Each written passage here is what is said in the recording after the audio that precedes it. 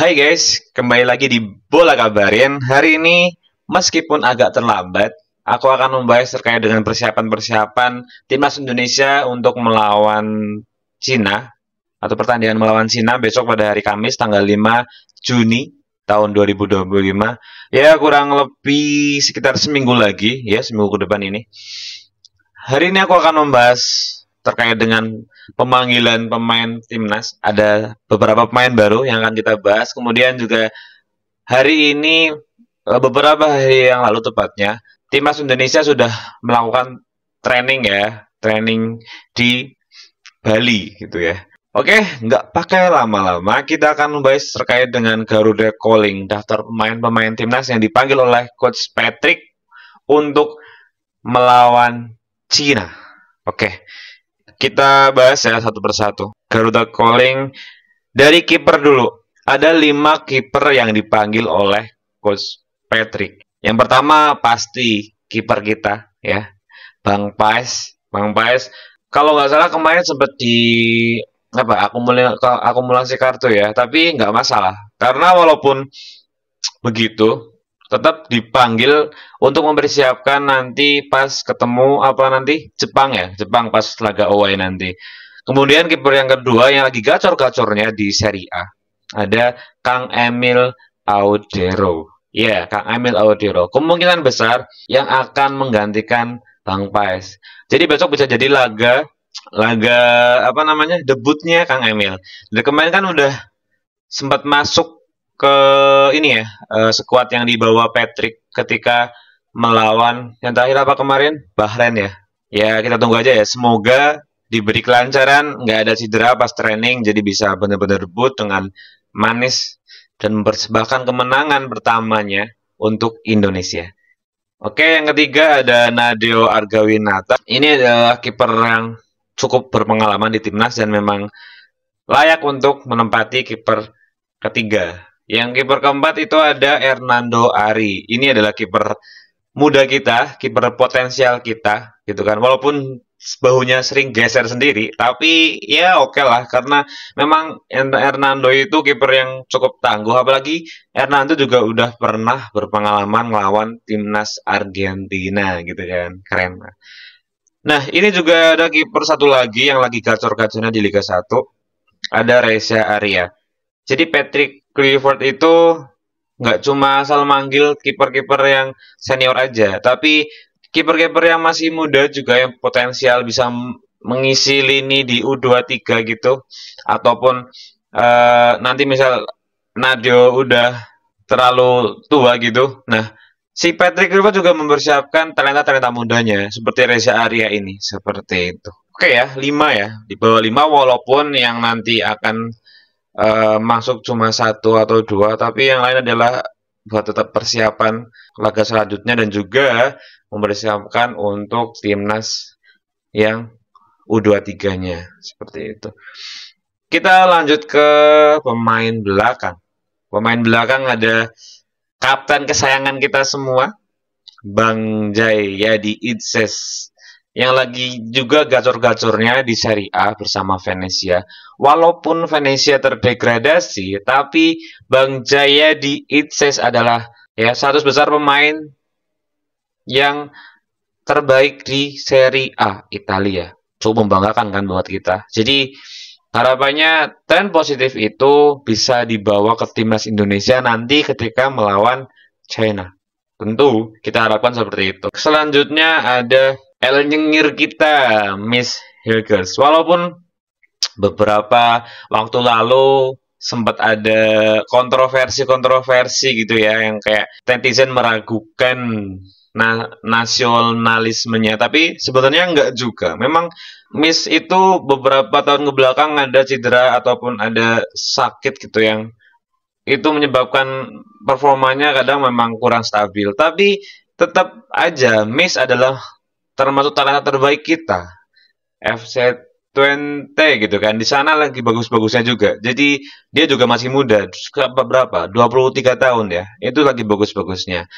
Semoga besok pas main di timnas, pas melawan Cina bisa mempersembahkan permainan yang bagus, yang juga nggak cedera gitu harapan kita kan. Iya. Terus ada Jordi Amat, abang kita, legend kita, ya kan, legend kita yang main di Johor Darul Takzim. Kalau JDT mah kita nggak usah ini ya, nggak usah komentar banyak. Itu kayak PSG-nya Malaysia, nggak ada lawan udah, nggak ada lawan. Tapi memang Bang Jordi selalu tampil konsisten ya di JTT. Semoga besok di timnas juga konsisten. Oke, selanjutnya ada Abang Rizky Ridho ini, wih, lokal pride kita itu. Ini juga selalu konsisten penampilannya di Liga 1 di Persija. Nah, ini yang terakhir yang lagi booming-boomingnya, lagi viral-viralnya gitu kan. Ada Bang Jusa, Bang Justin Hubner. Ya mau gimana ya? No comment ah, pokoknya lagi viral-viralnya aja gitu. Pokoknya semoga nggak ngaruh ya, nggak ngaruh sama performanya di lapangan. Yang kabarnya kemarin juga mau meninggalkan Wolf gitu kan, tapi nggak masalah. Semoga dapat klub yang terbaik juga. Terus juga nggak turun performanya, kita tetap kasih support ya. Selanjutnya masuk ke sayap kiri. Sayap kiri itu termasuk yang kita punya banyak ya, punya banyak stok pemain yang bagus-bagus gitu. Yang pertama kita ada Pratama Arhani, anak kesayangannya STY ini masih masuk, ternyata masih masuk. Walaupun kita nggak tahu besok ya bakal dimainkan pertama kali siapa. Kalau prediksiku sih tetap Calvin atau Dean James ya. Karena dua itu yang memang sedang gacor-gacornya di Eropa. Jadi kemungkinan kecil lah kalau sampai Arhan dulu yang main. Kemudian ada Yance Sayuri yang lagi bagus-bagusnya di Malut. Di Liga 1 juga gitu kan. Maksudnya lagi bagus-bagusnya Yance sama Yakub. Tapi nggak tahu ini ya si Yakubnya dipanggil atau enggak. Yang jelas Yance Sayuri. Semoga kita bisa melihat permainan apa namanya, permainan ciamiknya, kan biasanya kan dia lari dari belakang menusuk sampai ke depan membawa bu. Lanjut ada Kelvin Fedrong, si manusia paling konsisten, ya kan, paling konsisten. Tidak terlalu tinggi, tapi efektif banget mainnya, motong-motong bulanya, di daya juangnya nggak pernah banyak drama, keren nih. Semoga besok, harapanku sih yang main ini Kelvin Fedrong besok. Ini juga abang baru kita, Dean James. Kemarin debut dan debutnya cukup bagus menurutku. Semoga nanti mainnya juga bagus. Oh iya, kemarin klubnya Dean James kayaknya juga juara nggak sih di era divisi? Dan yang terakhir, ini abang yang paling diminati oleh kaum-kaum Hawa nih. Bang Shane Petinama, namanya makanya Shane itu. Waduh, menyilaukan gitu kan. Tapi walaupun jarang bermain gitu, jarang dikasih menit bermain sama pelatih dulu Pak, sama Sin juga beberapa kali aja, di Patrick juga ya. Tapi ini cadangan yang menurutku seimbang ya, seimbang dengan pemain utama yang bermain, 11 pemain yang main di lapangan. Tapi menurutku oke lah. Lanjut di sayap kanan. Nah, ini juga lumayan ya. Ternyata Yakob Sayuri dipanggil juga. Jadi tetap ya satu pasangan Yakob sama Yance itu nggak boleh dipisahkan ternyata. Tapi memang pemain kedua pemain itu memang sedang gacor-gacornya di Liga 1 di Maluku United, itu keren sih. Semoga terbawa terus sampai ke timnas ya. Pelari kencang kita ini ya kan. Kemudian ada Abang Kevin nih, Abang Kevin yang musim depan akan pindah ke Jerman.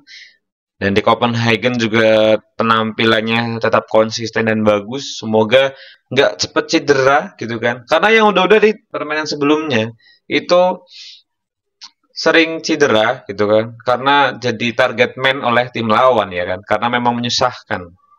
Semoga nanti lancar, pemain lancar lah, main lancar bersama timnas melawan Cina. Kemudian ada Sandy Walsh ya. Sandy Walsh ini sepertinya jadi cadangan ya, kemungkinan nanti. Nanti kalau prediksiku yang main pertama kemungkinan Abang Kevin, kemudian cadangannya ya ini Sandy Walsh ataupun Eliano. Nah, Eliano juga sedang bagus-bagusnya di FEC Sole ya. Kemarin pelatihnya Sole baru purna tugas terus pindah ke Bali United. Semoga nggak usah ikutan ke Bali dulu ya. Semoga tetap stay di Eropa Eliano ini.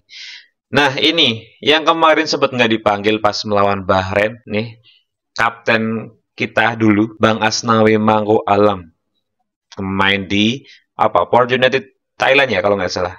Semoga nanti tetap bisa konsisten ya, konsisten mainnya terabas aja gitu. Tapi walaupun nggak terabas terobos gitu, lebih lebih lebih taktikalnya, lebih kerjasamanya lebih oke lah. Jangan yang kayak udah tuh, kasihan Miss Hilgris gitu kan, dilombatin gitu kan. Tapi oke lah, apapun drama yang dulu pernah terjadi, semoga nanti ini adalah pilihan terbaik untuk memanggil Bang Asnawi Mangkualam, karena memang Bang Asnawi itu mainnya bagus ya. Semoga nanti bisa jadi pas main lawan Cina gitu, misal dimainkan ya tetap bisa bermain konsisten. Selanjutnya di lini tengah, waduh banyak sekali ini, kan keren-keren semua. Dari semua pemain ini kita akan mulai dari Bang Nathan aja ya. Bang Nathan ini kayaknya sedang kurang perform untuk main di Swansea ya. Nah itulah. Jadi di Liga Inggris sebenarnya Bang Nathan itu kurang terlalu ini ya, gacor gitu. Jadi di Liga Inggris Bang Nathan ini jarang dikasih menit bermain. Tapi nggak apa-apa. Memang untuk pelapis yang lainnya yang terbaik adalah Bang Nathan. Kemudian ini ada Bang Joy Palupesi yang kemarin sempat main melawan Bahrain dan itu permainannya keren banget. Salah satu pemain yang berpengaruh di lini tengah adalah Bang Joy Palupesi, gitu kan. Membuat permainannya jadi hidup. Apalagi kemarin kan diduetin sama ini, Ricky Kambuaya. Wah, Bang Ricky Kambuaya itu salah satu pemain playmaker yang paling gacor di Liga 1 bersama Dewa United. Itu aku salut sih. Karena dulu tuh mainnya nggak kayak gitu, tapi setelah masuk ke Dewa United kok jadi bagus gitu. Semoga nanti pas main bersama timnas juga kolaborasi antara Bang Joy dan Ricky Kambuaya muncul kembali dan membuat timnas semakin hidup permainannya. Kemudian ada Marcelino Ferdinand. Kalau nggak salah, Marcelino itu akumulasi kartu. Jadi besok sepertinya kemungkinan besar nggak akan main di Cina melawan Indonesia gitu kan. Kemudian ada Ivar Jenner yang ya biasa langganan. Konsisten juga. Walaupun sekarang nggak terlalu dikasih menit bermain. Tapi menurutku Ivar Jenner adalah pemain muda yang potensial banget gitu kan. Mungkin nanti akan jadi pelapis karena kalau prediksiku yang akan main pertama itu Bang Tom Hai gitu kan. Kalau nggak Choi, kalau nggak kolaborasi antara Choi dengan Tom ataupun Choi dengan Ricky Kambuaya. Selanjutnya ada di lini depan boy. Di lini depan ada striker dengan win rate 100%. Siapa lagi kalau bukan Ole Romeni. Iya, Ole Romeni itu pemain diaspora kita, pemain naturalisasi yang paling konsisten selama ini. Walaupun baru dua kali main, tapi 2 kali gol dan itu 2 gol yang menentukan untuk kemenangan timnas Indonesia.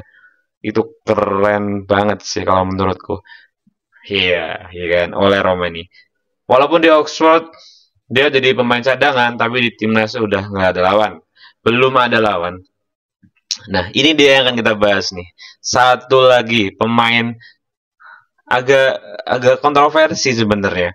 Tapi ya nggak apa-apa. Memang di timnas juga lagi, bukan di timnas lagi, di klub itu juga lagi bagus-bagusnya. Ada Stefano Lillipali, sang legend kembali ya kan. Sang legend kembali. Dulu di era Sintayong, Lillipali dipanggil hanya beberapa kali. Selanjutnya setelah ada naturalisasi banyak pemain gitu kan, Stefano mulai tersingkir, tapi sekarang sama Coach Patrick itu dipanggil lagi. Kalau menurutku ini cadangan yang ya cadangan aja sih. Kalau menurutku nggak main sih. Kalau Stefano Lillipali menurutku bakal jadi cadangan yang kesekian lah dan mungkinan nggak akan main. Kalau menurutku sih. Dan selanjutnya ada Rafael Strik. Rafael Strik ini lumayan dapat menit bermain yang banyak di Australia. Aku dapat kabar kalau mau hengkang dari Australia, tapi kita belum tahu kabarnya, belum fix gitu.